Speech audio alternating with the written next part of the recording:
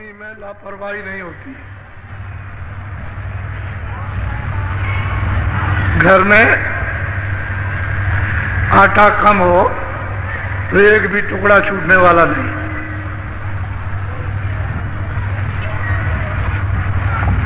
उसमें बड़ा आनंद है और भरपूर रहता है तो बर्बादी। पहले गृहस्थ आश्रम में ये नियम था, अब भी है, कि माताओं ने जब सुबह भोजन बनाया तो जो भी चीज पकाई, दाल है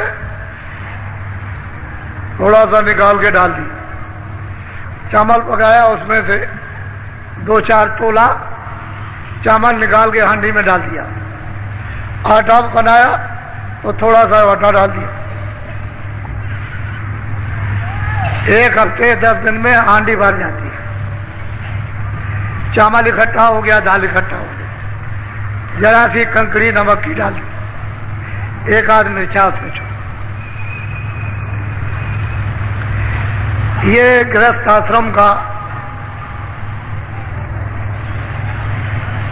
ये पक्का काम था, कच्चा नहीं था।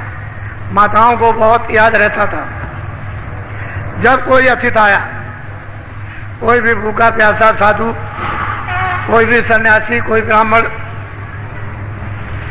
तो उन्होंने अपने पास से कुछ नहीं दिया, जो निकाल के रखा था उनके लिए उसमें से दे दिया,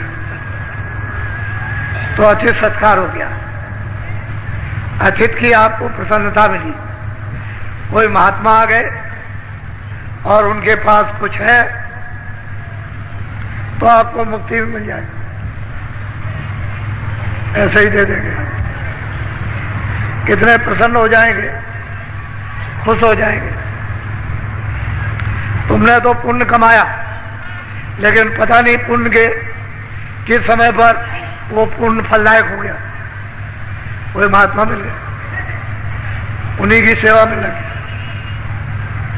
तो आपका तो आत्म कल्याण हो जाए। ये नियम था और इससे घर गृहस्थी में कमी नहीं होती। हृदय में दया रहती थी, अतिथि सत्कार भावना, ये बहुत बड़ा गृहस्थ आश्रम का एक पुण्य कार्य था। अब लोगों ने सब छोड़ दिया, खत्म कर दिया। वैसे अपने लोगों की शिक्षा से बहुत जगह ये है तो लोग उसका पालन करते हैं, लेकिन गृहस्थ आश्रम में सबको ये पालन करना चाहिए। ये सबके लिए, किसी एक के लिए नहीं। तो पता नहीं कहाँ उस पुण्य का सुजोग सही सही बैठ जाए तो ये आत्मा मुक्ति पहुंच पा जाए।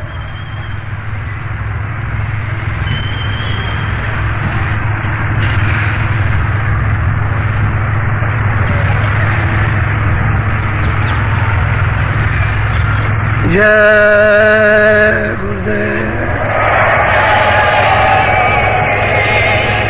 जय गुरुदेव, जय गुरुदेव, जय गुरुदेव नाम किसका, जय गुरुदेव नाम किसका, जय गुरुदेव नाम किसका।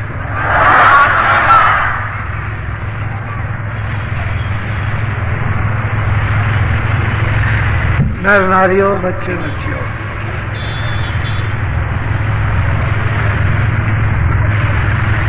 आप सभी नर नारी किसी भी जाति या संप्रदाय के हो, शराब मत पियो, दारू पीना छोड़ दो, ये आपके हित में होगा। और किसी भी पशु पंछी के मांस को मत खाओ। इसमें जीव हत्या यदि आप करोगे तो लग जाएगी। जिन्होंने ये काम किया उनको लग गई और वो जीव हत्या छूट नहीं सकती। उस जीव हत्या का कठोर से कठोर यानी दंड, सख्त से सख्त सजा, उससे कोई नहीं छुड़ा सकता। अगर कोई छुड़ा सकते हैं तो सत्पुरुष संत तो छुड़ा सकते हैं, उनके पास तो छुड़ाने का पूरा अधिकार है। लेकिन और किसी तरह से भी ब्रह्मा विष्णु महादेव चाहे तो नहीं, ईश्वर और ब्रह्म चाहे तो नहीं छुड़ा सकते। ये जीव हिंसा हत्या भोगनी पड़ेगी। तो मेरी ये आपसे सबसे प्रार्थना है कि उधर से मुख मोड़ो और अनाज, साग, सब्जी, फल, दूध, घी इत्यादि इत्यादि बहुत व्यंजन है, बहुत प्रकार के फल हैं, इनका सेवन करो तो मन, बुद्धि, चित्त ये पवित्र रहेगा और इनसे काम, क्रोध, लोभ, मोह, अहंकार ठंडा रहेगा। ये चीजें सब उत्तेजित हैं और ये तो दुनिया के काम में भी पूरी पूरी बाधक, परिवार में, समाज में, तो भगवान के चिंतन में तो अतिशय, वो तो इनका उनका कोई मेल बैठेगा। इसलिए इनको तिलांजलि दे दो कि जो हमने किया है वो तो कर दिया, अब इसको नहीं करें। ऐसी मन में जब आप स्वयं निश्चय करोगे, धारणा मन में प्रतिज्ञा करोगे कि ये काम नहीं करना, तो देखो थोड़े दिनों के बाद तुम्हारे हृदय में दया का कितना बड़ा विकास होता है और बुद्धि, विवेक जागेगा। फिर देखो कि सत्संग में कितनी रुचि आती है कि बिना सत्संग के आपका मन भाएगा ही, अच्छा ही नहीं लगेगा। तो यह होगा कि सत्संग मिलना चाहिए। तो जितनी चीजें ये छोटी छोटी जो पहाड़ हो ये बताई जाए तो इनका विसर्जन कर दो। ये समझ लो कि हमने जान में किया, अनजान में किया था, हमको जानकारी इस संबंध में नहीं थी। अब जब जानकारी हो गई तो डबल मार। पहले अज्ञान, अनजान करते थे, आपको पता नहीं था। अब सत्संग से ये मालूम हुआ और फिर आप इस पर करोगे तो डबल से भी डबल मार, फिर बहुत अधिक अपराध बन जाएगा। तो उसको आप हटा दो, अच्छा रहेगा।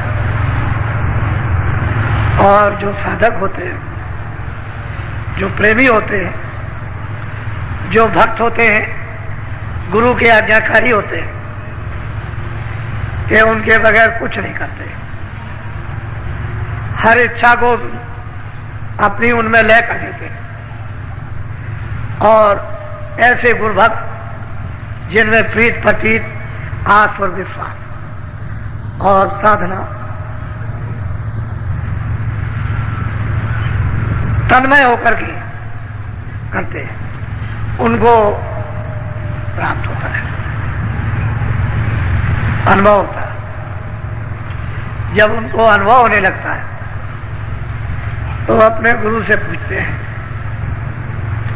कि महाराज आप ये बहुत भांत भांत के आप वचन सुनाते हैं, लेकिन ये नहीं बताया कि आप कौन हो, कुछ अपना भेद तो बता दीजिए। कि आप है कौन और क्या चाहते हैं हमसे, हमारे ऊपर इतना दबाव क्यों डाला, यदि जोर दिया जा रहा तो बहुत प्यार से वो भक्त वैसे जगी हुई सूरत है, सो नहीं रही, जाग गई, पूछती है कुछ अपना भेद बताइए जिसमें हमारा भी हित होगा और ये बेचारे जितने भी हैं इनका भी कल्याण हो जाएगा। तो भक्त अपने स्वामी से ऐसा प्रश्न करते हैं जो सबके लिए हो, किसी एक के लिए नहीं, सब को लाभकारी हो। तो आज थोड़ा सा भक्त का प्रश्न और स्वामी का उत्तर वो आपको बताया जा रहा है। भक्त भक्ति होते हैं, उन भक्तों की तारीफ महिमा कोई कर नहीं सकता, ऐसे भक्त होते हैं। अब वो जो कुछ भी कहेंगे उसको आप बहुत ही ध्यान देकर और सुनेंगे और बुद्धि से सोचेंगे। बोलो। सब सूरते पूछे एक बाता, स्वामी देव भेद व्याख्याता। उस सूरत में जो जाग गई मनुष्य रूपी मंदिर में, वो पूछती है कि स्वामी आप अपना भेद वर्णन कीजिए, एक ही बात कीजिए, ये अपना तो भेद कम से कम बताइए कि आप चाहते क्या है, क्या हमारे सबके साथ करना चाहते हैं, बोलो। तब स्वामी ने वचन उचारा, मार्ग कायो भेद बताया। बड़े प्रसन्न होकर के उन्होंने उस सूरत को उत्तर दिया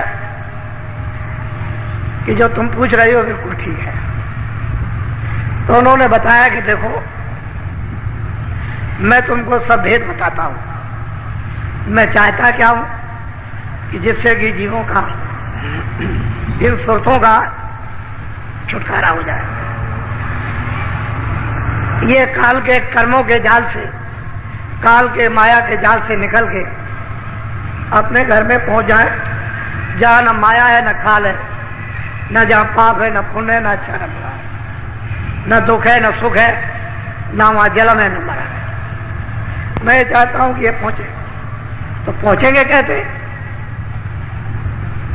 ये तो आप वर्णन करते हो, उसका पहुंचने का उपाय सबका क्या है, बोलो।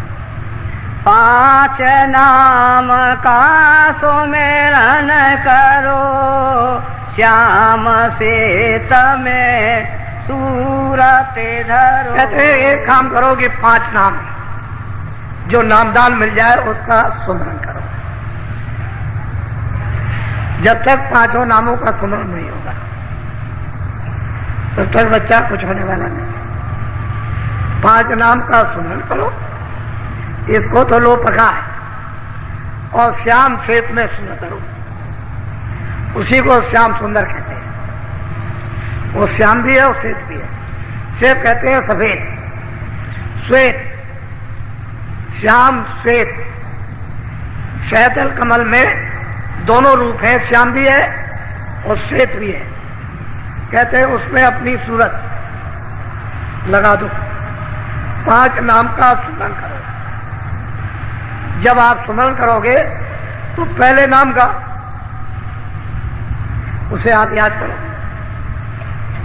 तो ये करो कि 5 नाम का जो गुरु विधि जुक्ति दे दे उसी के अनुसार सुमरन करो। श्याम श्वेत में अपनी दृष्टि जमाओ, जो सहतल कमल में श्याम सुंदर, जिनको निरंजन भगवान कहते हैं। ये काम करो।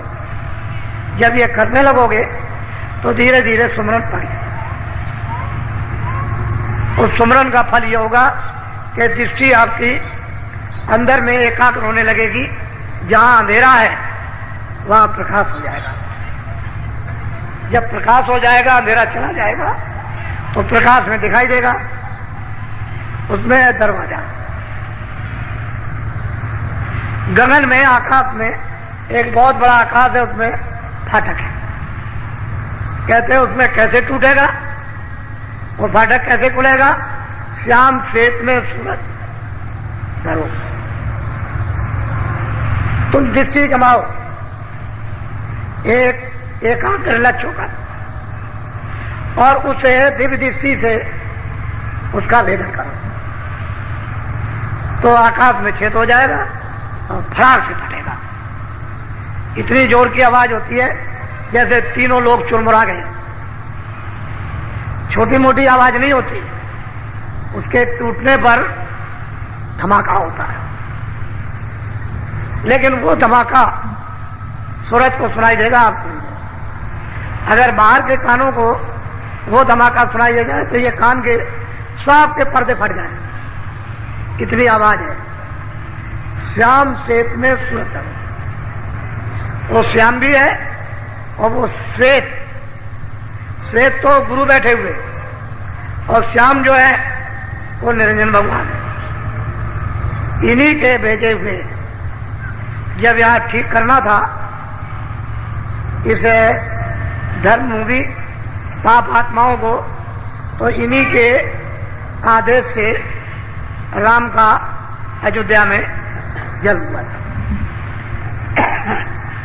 ये जाओ धर्म की मर्यादाएं स्थापित और राक्षसों का ये सफाया कर दो। तो निरंजन भगवान के राम अवतार थे। अब वो कहते हैं कि तुम 5 नाम का स्मरण करो और श्याम श्वेत में सूरज धरो। बोलो। प्रथमे सुनो गगन में बाजा, घंटा शंख छाट। कहते हैं जब तुम्हारी सूरत उस श्याम श्वेत में जब लक्ष्य बना लेगी तो कहते हैं कि प्रथम पहले ही घंटे और शंख की आवाज घनाघन हो गई, सुनाई दी। तब आप इसको मिलाओ कि मंदिरों में क्या होता है। तो ये उसका एक नमूना है, नकल। इन मंदिरों में घंटा शंख बजाते हो, एक नकल है। वो तो निरंजन भगवान के मुख से ही घंटा शंख बजा, वहां तो बंद करनी होता नहीं। तो प्रथम सुनो गगन में बाजा, बाजे बजे, और इतने अद्भुत आनंददायक मीठे बाजे, ऐसा मालूम होता है कि अमृत से सने हुए। सुनो गगन में घंटा और शंख, ये सुनने को मिलता है। जब ये मिल जाए, उसको सुनाई दे, तो बहुत सी आवाजें चारों तरफ से प्रकट हो जाती है। ऐसा मालूम हो रहा है कि अनंतों आवाजें उत्पन्न हो रही हैं। फिर उसको धीरे से घंटे और शंख की आवाज को छाट लो, धीरे धीरे धीरे धीरे छाटते छाटते सब आवाजें जो अन्न आ रही थी बंद हो जाए। उस आवाज के सामने वो आवाजें लय हो जाएंगी, बंद नहीं होती, उस आवाज में सुनाई नहीं देती। जैसे कोई अब आवाज हो रही है और आप बोलते रहो छोटी मोटी आवाज से, तो सुनाई नहीं देता है। इसी तरह से वो इतनी बड़ी आवाज, यानी इतने बड़े बाजे आवाज करते हैं कि छोटी मोटी वहां पर आवाजें राग रागनी दब जाती है, उसके सामने सुनाई नहीं देती। तो वो अपना भेद बता रहे कि भाई ऐसा करना है कि अगर तुमको चलना है तो 5 नाम का स्मरण करो। फिर अपनी सूरत को श्याम श्वेत में रखो। प्रथम में सुनो गगन में बाजा, घंटा और शंख। तो जब शुरू हो जाएगा तो ये चढ़ने की सीढ़ी मिल गई, ये पौड़ी है। जब ये बाजा सुनने को मिला, बस समझ लीजिए कि पौड़ी मिल गई, सीढ़ी मिल गई, इसको पकड़ के अब चढ़ जाए।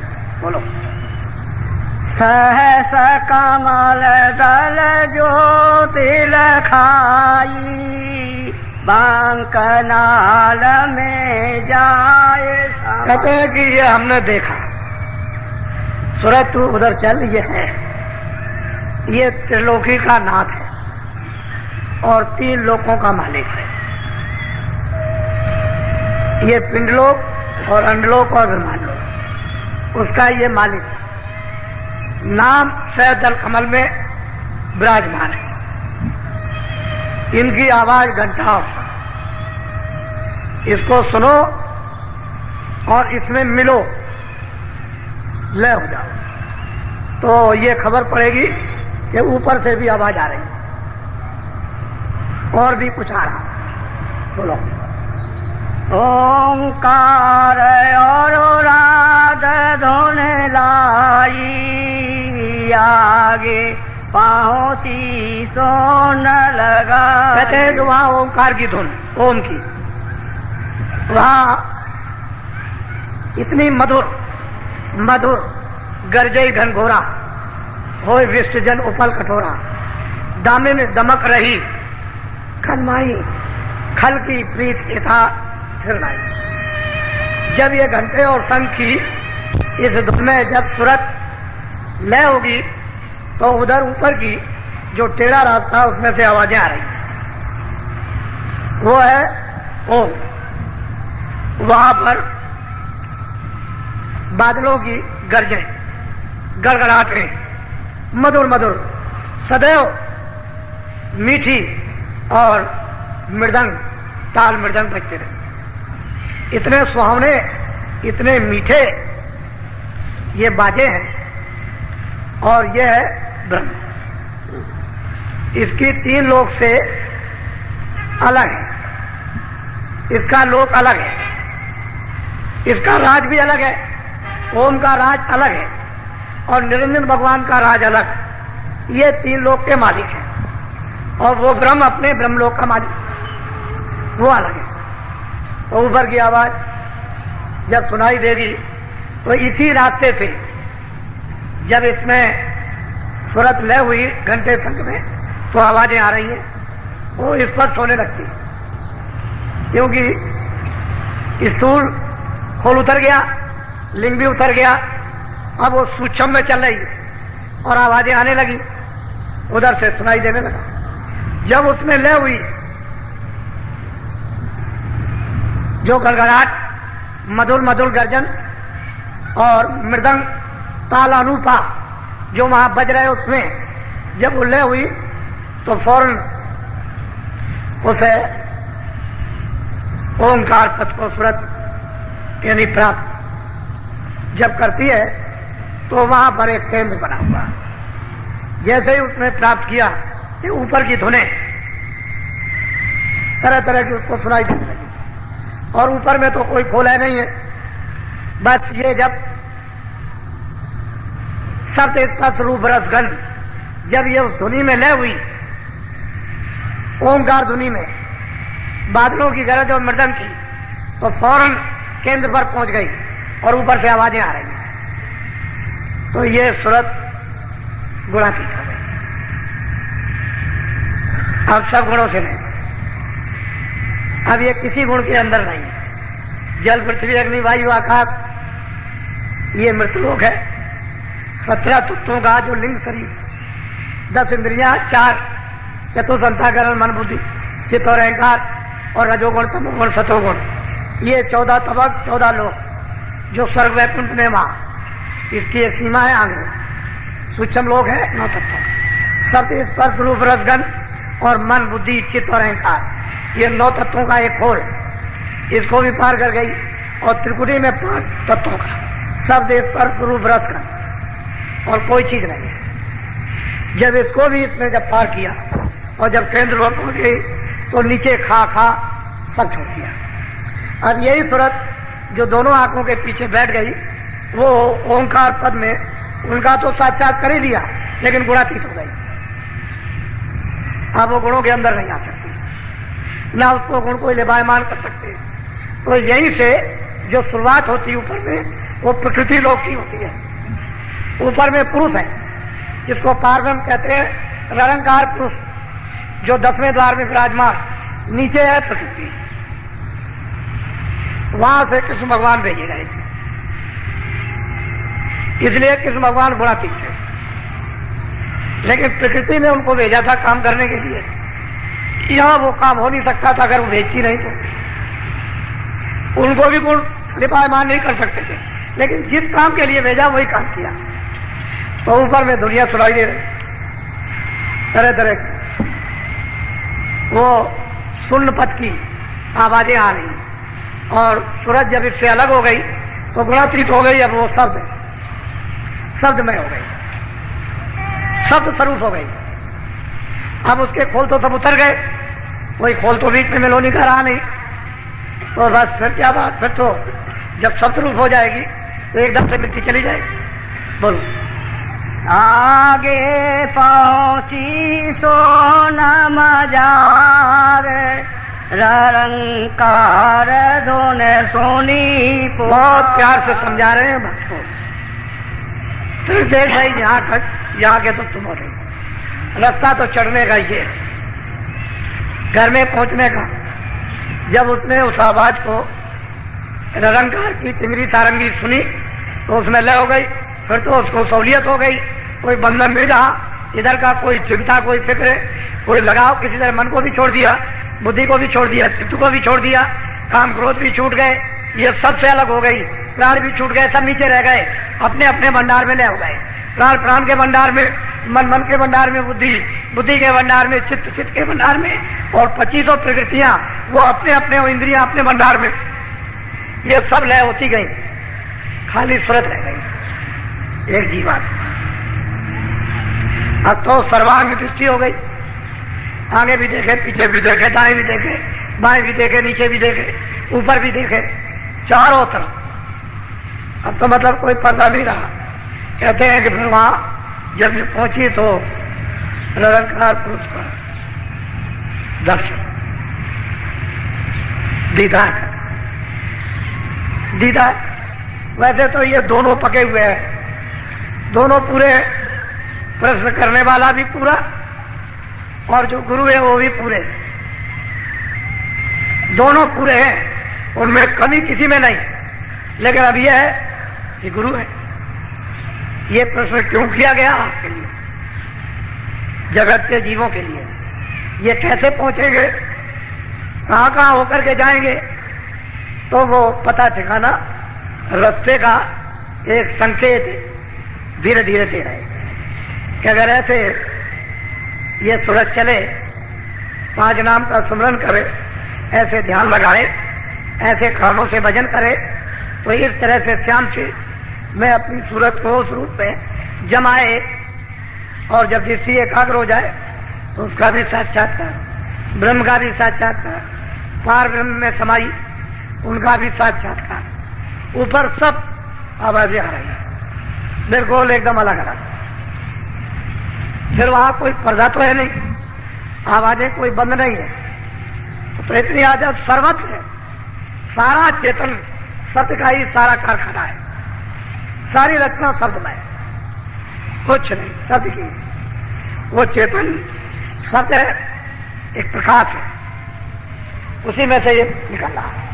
अगर शब्द ना हो तो प्रकाश नहीं होगा। सारी रचना ही पूरी चेतन पर है। वहां जड़ का कहीं भी नाम निशान और आवाज वहां नहीं। बोलो। केगारी और सारंगी सोनी, मान सरोवर चढ़े चढ़े। कहते हैं कि जब उसने इस आवाज को किगरी सारंगी की सुना, तो सुन सुनकर उसके अंदर एक अजीब गरीब खिंचाव है, आगे चढ़ती है। तो वहां मानसरोवर है, और इतना बड़ा सरोवर है कि उसमें कितने ब्रह्मांड जाकर समा जाएंगे, उससे भी बड़ा, इतना बड़ा मानसरोवर। और वो कायगा है अमृत का। अब मालिक ने किस कारीगरियों से उसको ऐसा बनाया, लेकिन उसके इर्द गिर्द चारों तरफ ऐसा मालूम होता है कितने करोड़ लंबा और कितने करोड़ पीछे लंबाई चौड़ाई, और उसके जो घाट बने हुए हैं वो ऐसा तो यहां कोई महल है नहीं, ऐसी तो कोई चित्रकारी नहीं, ना ऐसी कोई रोशनी है, कोई नाम निशान को। ऐसे घाटों पर असंख्यों उन घाटों पर रूहें स्नान भी कर रही है और अमृत पी रही है। वो तो दृश्य है। जो सूरत यहां से वहां जाएगी उसमें स्नान करेगी, तो स्नान करते ही पुरुष प्रकृति से, ब्रह्म माया से, ईश्वर और शक्ति से, ब्रह्मा विष्णु महादेव से और काल जाल से, जन्म मरण से सब दाग छूट गए। उसका यही स्नान, वहां से वह ऐसी रोशनी कहीं से, यानी ऐसा प्रकाश लाइट पड़ रही है, ऐसी अद्भुत लाइट जैसे कि वहीं पर वर्षा हो रही है। उसमें रुए जीवात्माएं स्नान कर अमृत पीकर इतनी ताकतवर, इतनी प्रकाशमान, इतनी शक्तिदायक हो जाती हैं कि उनका मुकाबला क्या होगा। ये जो सूरत दोनों आंखों के पीछे जो बैठी हुई है, जब ये यहां से वहां पहुंच जाएगी और हंसों के साथ जब वहां मिलकर अपना रूप हंसनी धारण करेगी और अमृत पिएगी, तो फिर क्या वर्णन होगा। तो रास्ते का एक चिन्ह बता रहे हैं, ये चिन्ह है रास्ते के कि ऐसे ऐसे तुमको जाना है, ऐसे ऐसे चढ़ना है, इस सहारे से ये भेद चढ़ने का है। यहाँ ये मिलेगा, यहाँ ये मिलेगा, यहाँ ये मिलेगा, यहाँ ये मिलेगा, ऐसे ऐसे चढ़ चढ़। तो वो तो सूरत पहले ही चढ़ गई, तभी उसने प्रश्न किया है कि ऐसा प्रश्न किया जाए कि सभी जीवों का उससे लाभ हो, हित हो जाए। ऐसा प्रश्न हो कि किसी का लाभ ना हो। तो प्रश्न करने वाली भी पूरी और जिससे प्रश्न कर रही हो गुरु भी पूरे, इनमें से कोई अधूरा नहीं है। अगर वो नहीं जानती होगी तो प्रश्न क्या करेगी, बोलो। आगे महासोना मैदाना, जहाँ चार धोने ते मेरे समाना। कहते हैं कि आगे महासुन का मैदान है, वहां पर वो महाकाल विराजमान है। उनको महाकालपुर इसलिए कहते हैं, वो इतना महा मैदान है कि उसमें इतना प्रकाश है कि उस प्रकाश को पार करना सुरतों के लिए बहुत मुश्किल है। जब वो स्नान कर लेती है मानसरोवर में, तो उनको इतना प्रकाश ऊपर से मिलता है कि वो उसको बर्दाश्त करती है। अगर उनको मानसरोवर में बर्दाश्त करने का प्रकाश न मिल जाए तो उस मैदान प्रकाश में कोई जा नहीं सकता।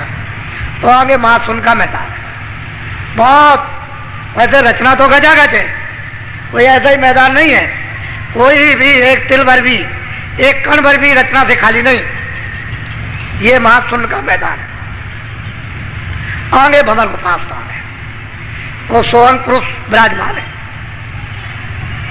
उनका अधिकार ब्रह्म पर भी है और पार ब्रह्म पर भी और ईश्वर पर भी, सब अधिकार लेकर के बैठे हुए हैं। और यहां तक तो महाप्रलय होती है,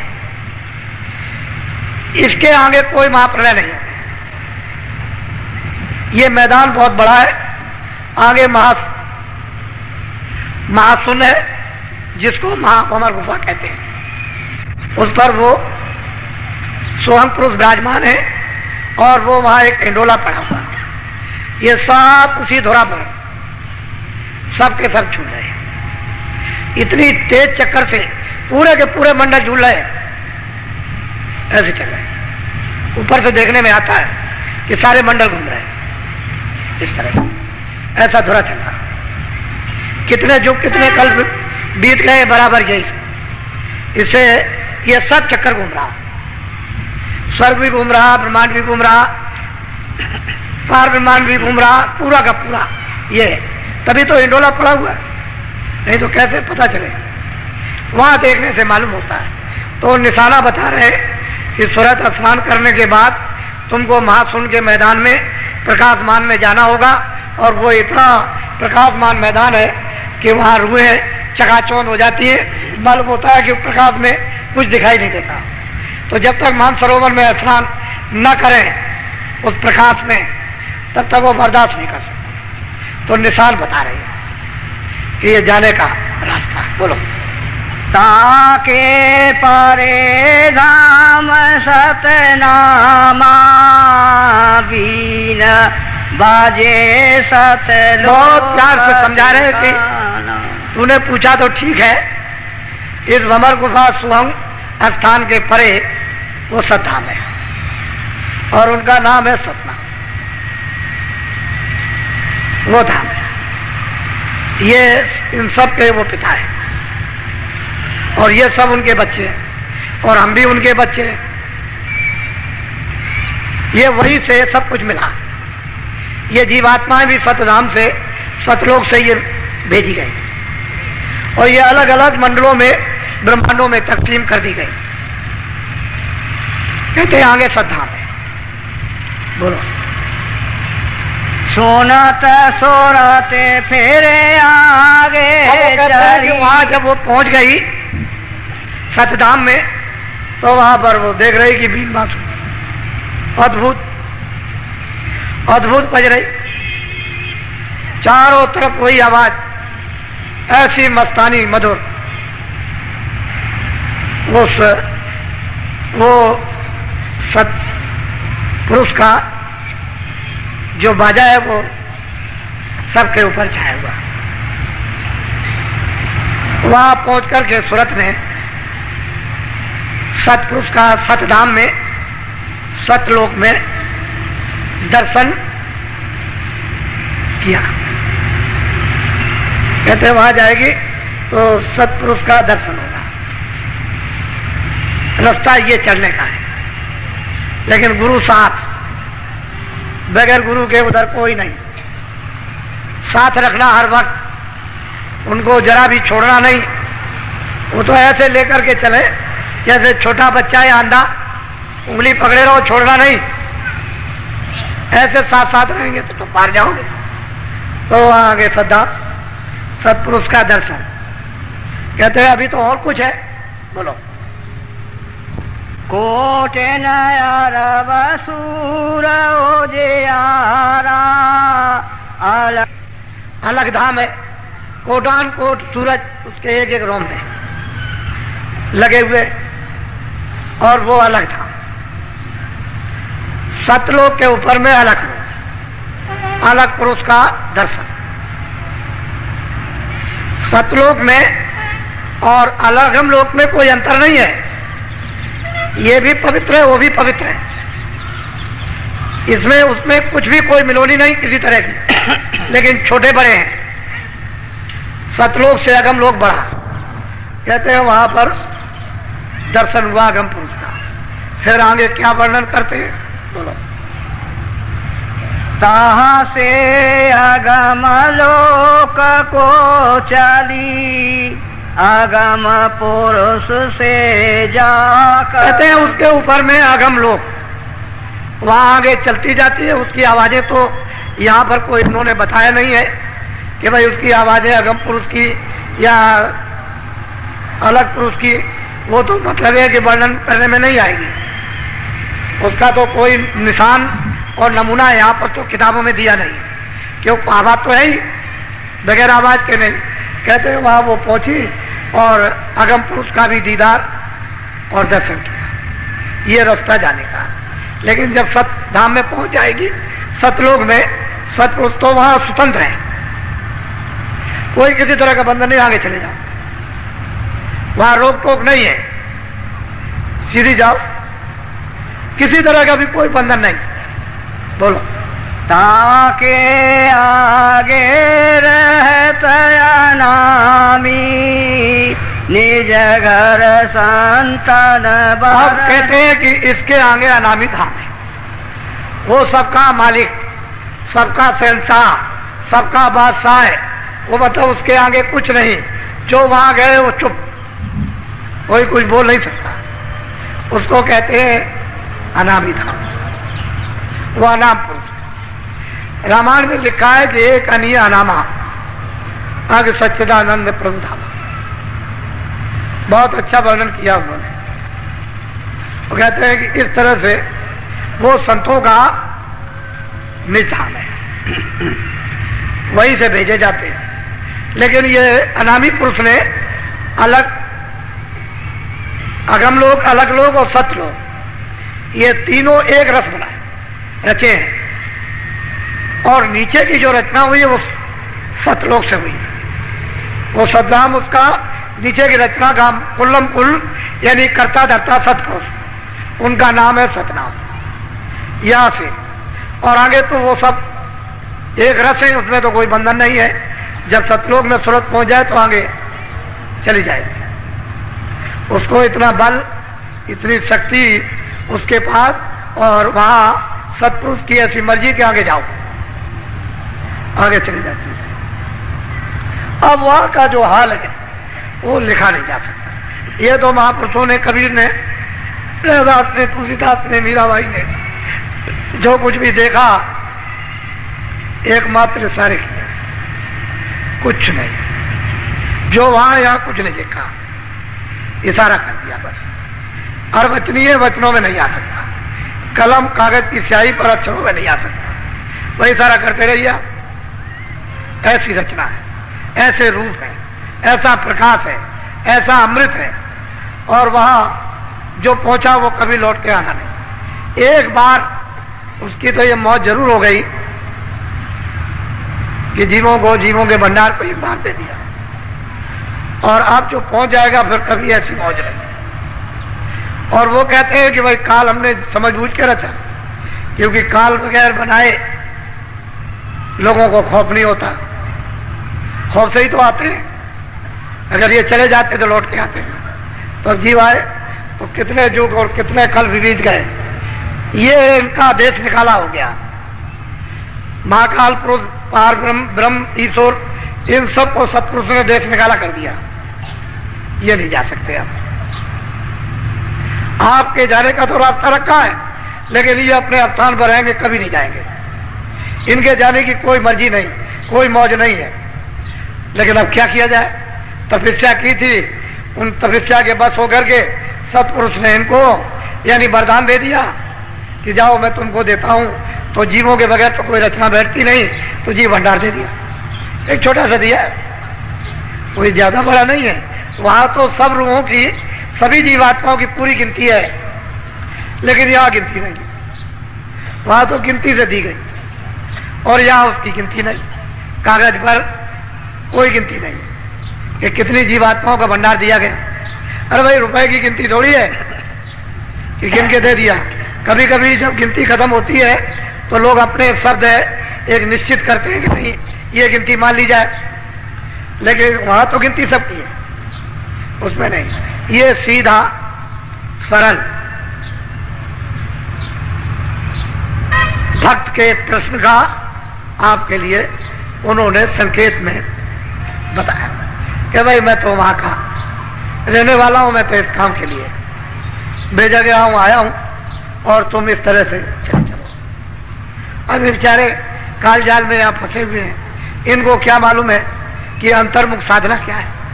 इनको क्या पता है कि ईश्वर क्या है, घंटा घड़ियाल क्या है? इनको क्या मालूम? ये तो यहाँ अंधकार अज्ञान में पड़े, रो रहे, चिल्ला रहे। इनको तो साधना का स्वप्न में भी कभी भान नहीं है कि कोई साधना है, ईश्वर है, भगवान है, कुछ नहीं। लेकिन जब संत आते हैं तो सब विश्वास दिला देते हैं। धीरे धीरे संस्कार डाल डाल करके विश्वास पक्का कर लेते हैं, और जीवों से एक योग बना लेते हैं कि चल पड़े, निकल जाए। इसीलिए तो जीवों ने उनकी पुष्टि की है। इन संतों को कौन जान सकता कि ये संत है? उनको कोई नहीं जान सकता। वो तो जब तक ले ना जाए तब तक कौन जाने, पहुंचे नहीं तो किसको क्या पता। तो जब वो पहुंच जाते हैं और पूरे हो जाते हैं और देखते हैं कि इन्हीं का सब खेल है, ये यहां भी और वहां भी यही है, इनमें उनमें कोई अंतर नहीं, और वो इसीलिए आए कि देखो मैं तो यहां बैठा हूं, जो रूप उनका यहां वो कोई फर्क नहीं, वह रूप चित्रकारी में नहीं आ सकता है। वो काला सांवला नहीं है, वो तो अरूप है। इसलिए आप लोग जो नामदान पा जाओ तो थोड़ा सा साधन करो, कोई बड़ा मुश्किल नहीं है, सरल है, सीधा है। केवल थोड़ा सा मन पर घेरा घेरी में दबाव पड़ेगा कि भाई यहां से मन हटा लो, यहां से रोक लो, बुद्धि को चित्त को रोककर समय अभ्यास, समय भजन के वक्त इसको रोको और कानों के साथ में लगाओ। तो जो तुम इंद्रियों से इसको रस मन को देते हो वो तुमको शब्द से मिलने लगेगा। वो तो गहरा रस है, गहरी ठंडक है, गहरी खुराक है। अगर कहीं वो नशा चढ़ गया तो उतरने वाला नहीं। इसीलिए लोग चीखते रहते हैं, कहते भाई इसको क्या हो गया, ये पता नहीं, बदल गया, बदलता ही नहीं। तो उस पर गहरा रंग जब चटक चढ़ जाता है मस्ती का तो बदलता नहीं है। सब चीखते रहो, पछताते रहो, कोई कुछ नहीं कर सकता। लेकिन जब तक रंग नहीं चढ़ा तब तक आप भटक रहे। तो धीरे धीरे जो मिल गया वो आप धीरे से करो। तो देखो घट में घाट खुल जाएगा, जीवात्मा जाग जाएगी, कान खुलेंगे आपके, धीरे से सुनने लगोगे, देखो शक्ति प्रदान होने लगेगी, ज्ञान होने लगेगा, भ्रम खत्म हो जाएगा, शंकाएं चली जाएगी। क्योंकि शब्द के साथ तो कोई शंकाएं नहीं है। जब शब्द से जुड़ोगे शंका अपने आप है। शंका तो अज्ञान है, वहां ज्ञान मिलने लगेगा, शंका किस बात? तो सब गुण है उस शब्द में, नाम में। और नाम जी जब जागे जोगी, तो इसलिए 5 नाम का सुमरन करो। वो आपको बड़ा सरल बताया गया कि सुमरन को पहले पका लो, और जब ऐसे ध्यान पर बैठो तो जरा सा शरीर को थोड़ा सा भूलो, 10 मिनट 15 मिनट के लिए ऐसे बैठ करके जरा भूलो। जब शरीर को थोड़ा सा जब भूलने लगोगे और मन बुद्धि चित्त ये जीवात्मा के आंख के सामने जब साथ देगी तो इधर से सब बुलावा शून्य होने लगेगा। आपके विचारों में कोई चीज याद नहीं रहेगी। इसको कहते हैं शरीर भूलना। जैसे ही बुद्धि मन और चित्त सूरत के साथ काम करने लगे कि अब ये चीजें भूलने लगे, और उधर शब्द काम करने लगेगा, तो ये सूरत मन दोनों शब्द को पकड़ लेंगे। तो ये आसानी से जुक्ति लेकर के काम कर डालो, इसमें ढील मत करो। अब दया तो मालिक की आपको मिल रही हर तरह से, और उस दया को समझदारी से ले ही लेना चाहिए, ताकि बाहर भी और अंदर भी काम कर जाए। अंदर तो उसका स्थान बना लो, फिर बाहर भी काम आ जाएगी। कोई चीज जमा तो करो, जब ज्यादा अफरात हो जाए तो किसी और के भी काम आ जाए। फिर महात्माओं के पास तो भंडार होता है, उनके पास तो कुछ खत्म होने वाला नहीं कि उसमें से कुछ घट जाएगा, घटेगा कुछ नहीं। वो तो जैसा उचित है आपको समझेंगे वैसा ही काम करते हैं, जिससे आपका लाभ फायदा हो जाए और दोबारा पुनः ये जीवात्मा वापिस लौट करके न जाए और चढ़ चले। तो यहाँ घर आपका नहीं है, ये है परदेश। आज होगा अभी नामदान। कुछ लोग नए भी आ गए जो ये इच्छा लेकर आए हैं कि भाई 7 दिनों का साधना कार्यक्रम, इसमें नामदान होगा, तो चलो नामदान ले आए। 2 दिन सत्संग सुनेंगे, कुछ वहाँ करेंगे भी, समझेंगे भी, कुछ याद भी कर लेंगे, फिर घर लौट करके प्रतिज्ञा करके दृढ़ता ले करके कुछ करेंगे, कुछ चलते चलाते कुछ अपना भी भला हो जाए, नहीं तो दुनिया की ये मुसीबत तुम्हारे कर्मानुसार जो बादलों की तरह से छाई जा रही है और उसकी आभास आप सब लोगों को मालूम होने लगा कि आगे तकलीफ आने वाली है। सही बात है, तकलीफ आने वाली, वो कोई महात्मा का श्राप तो नहीं है कि भगवान ने आपको श्राप दे दिया, ये तो सब कर्मों का खेल होता है, उससे ये तकलीफें आती। आत्मा चाहते हैं भाई किसी तरह से तुम बच जाओ, ऐसे धीरे से निकल जाओ, तकलीफें बगल से निकल जाओ। और तुम अगर नहीं जानोगे, नहीं निकलोगे तो सीधे तकलीफ में कूद पड़ोगे, तो तकलीफें आपको चाट जाएगी, भस्म कर देंगी, तो वैसे ही रह जाओ, चले जाओ। दुनिया को रोते चीखते चिल्लाते तो समय काल, उस समय लोगों ने, योगियों ने, ज्ञानियों ने, सबने देखा, अभी देख लेंगे, उसमें बात क्या है। तो आप नामदान ले लो। इसमें दो बंधन है, एक तो नशीली चीज जो बुद्धि को पागल करती है, बीड़ी तंबाकू नहीं, हुक्का। इसलिए आपको ये कहा जाए कि खाना मत खाओ, कपड़े मत पहनो, काम मत करो, बच्चों में मत खाओ, तब खाओ, खेती करो, दुकान करो, दफ्तर करो, दवा लो, आप कपड़े पहनो, खाना खाओ, 100 बार, बच्चों की सेवा करो, अतिथि सत्कार उनका करो, आपका वो करे, सब भाई। बाद में तो समय बच जाए तो भजन कर, यही तो कहा जाता है। जब कोई काम ना हो तब कर, उतना तो समय आते थे, अगर नहीं देते हो तो तुम झूठे हो। तुमने गर्भाशय में वादा किया था कि अब की बार मुझे इसे काल कोठरी से निकाल दीजिए, महान वेदना हो रही है, मैं आपका जरूर बदलूंगा। तुम बड़े वादा खिलाफ निकले, बड़े झूठे निकले कि तुमने अभी तक शुरू नहीं किया, इतनी प्रतिज्ञाएं करी, एक भी पूरी नहीं की। फिर वो पूछेगा कि तुमने प्रतिज्ञा की थी और ये पूरा क्यों नहीं किया, तो क्या जवाब दोगे उसके साथ? उसने तो काया दी, इसके लिए थोड़ी दी है कि बुरे काम करो, अच्छे काम करने के लिए अच्छे काम करो। बुरा करोगे तो फिर वो सब पूछेगा, मुजरा लेगा, सब ले लेगा, छोड़ेगा कुछ नहीं। अच्छा काम करो जो फिर कुछ मांग ना सके, तो आप इसको समझ लो, आप जान लो। जो कुछ भी आप, आज भी लोगों ने मुझसे कहा, नए लोगों ने, कि मैं भजन पर ध्यान पर बैठा था तो मुझे कुछ सुनने को, कुछ देखने को मिला।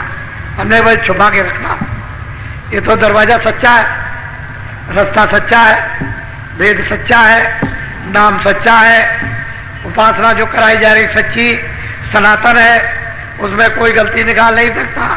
तो जब दरवाजे पे बैठोगे तभी तो होगा, तो बताना नहीं, सब अजब कर।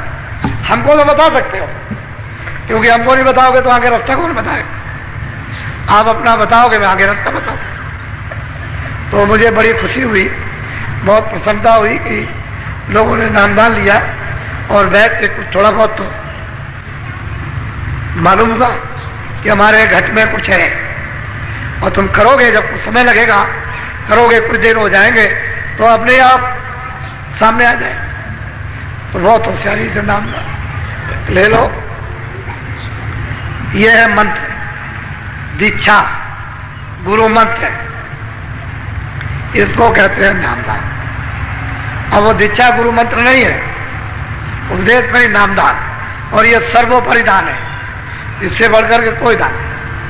तो ये दान आप ले लीजिए। जो जो भगवान का नाम बोलूंगा सब लोग एक साथ एक आवाज में बोलना, आगे पीछे नहीं, और शुद्ध उच्चारण करना। और जैसे भी कोई कहते हैं कि भजन भी नहीं कर पाएंगे और श्रमदान भी नहीं, चलो रोटी बनाओ।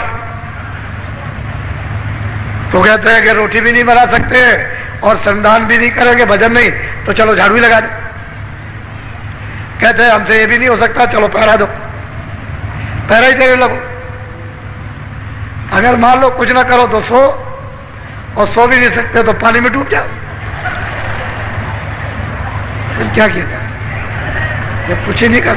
अब कुछ ना कुछ तो ये जो श्रमदान, झाड़ू लगाना, पानी ये पिलाना, और ये उठाना बैठाना, ये सेवा करना, ये मट्टी फेंकना, तो असल में बात यह है, इस सेवा का फल यदि आपको सोच कर चाहते हैं कि आपको आत्मा का मिल जाए, तो आप तो कुछ समझते नहीं, ऐसे समझ, वैसे हमको क्या पड़ेगा, लेकिन नहीं, कुछ ना कुछ करा करके आपको जगाना है, क्योंकि आप बहुत सो गए, बहुत सुस्त हो गए, मन आपका बिल्कुल मर चुका, परमार्थ का नाम निशान को नहीं, जरा सा भी उसमें अंकुर नहीं है। तो वैसे में अंकुर पैदा करें तो कोई ना कोई तो बहाना चाहिए। लोग जब आपको देखते हैं तो कुछ देख करके भी कुछ लोगों में समझ में आता, देखा देखी पुण्य, देखा देखी पाप, देखा देखी सत, देखा देखी असत, देखा देखी ईमानदारी, देखा देखी बेईमानी, देखा देखी वजन, और देखा देखी अगर कोई सो रहा है तो देखा देखी सो, कोई बैठा है तो देखा देखी बैठो। तो कुछ ऐसी चीजें होती है कि वो देख करके तो लोग देखते हैं ये सब, फिर कहते हैं अरे भाई इन्होंने तो 50 डलिया डाली, अरे भाई मैं भी कुछ पुण्य कमा लूं, तो वो भी 4 डलिया डाल देते हैं। नए लोग जो बाहर से आते हैं खड़े होकर देखते हैं तो डलिया उठा लेते हैं, शायद कुछ हमको भी मिल जाए, तो मिलेगा तो उनको भी, लेकिन एक अंकुर, एक फुर्रत हुई, एक लगाव तो हुआ, तो ये कहेंगे कि मैं भी डाल के 2 डलिया आया था, कहेंगे सब जगह कि मैं बाबा जी क्या गया था, वहां कितने लोग मट्टी डाल रहे थे, मैं भी 2 डलिया डाला, तो सब जगह तो एक मतलब ये कुछ बना, अंकुर तो कुछ बना, कुछ मतलब ये है कुछ हवा तो चली, नहीं तो कुछ नहीं। इसलिए अब ये सत्संग आज का अब ये आपके लिए समाप्त किया जा रहा है। मैं सुबह आपको मिलूंगा, सुबह आऊंगा, सुबह मिलूंगा, कुछ सत्संग सुनाऊंगा, फिर आपको भजन के बारे में कहूंगा, फिर कुछ संधान जो जैसे होंगे उनको, और फिर 7:30 बजे कल फिर होगा, और नए लोग कल भी आएंगे। आप देख रहे हैं ये समुदाय, इसको देखिए, मतलब यह है कि ऐसा मालूम प्रतीत होता है कि ऊपर से आपके ऊपर मालिक की दया हो रही है, उसकी कृपा हो रही है, ऐसा पूरा आभास हो रहा। और उसकी अगर तुम मुंह खोल दो तब तो दया पीने को मिल जाए। ये मुंह नहीं है, वो सूरत का मुंह खोलो, ऐसे वो खोलो मुंह उसका, ऐसे जब खोलोगे ऐसे उसको खोलिया तो फिर पीने को मिल जाए, दया पीने को मिलेगी। मुंह बंद किए रहो कैसे मिलेगा? ये तो सोचने की बात। ये जैसा ये मोह है ऐसा उसका मोह नहीं है। कहीं ऐसा मत समझ लेना कि ऐसा मोह है, ऐसे दांत मोह नहीं है, वो अलग उनका मुखारबिंद अलग है, सूरत का मुखारबिंद अलग है, उसको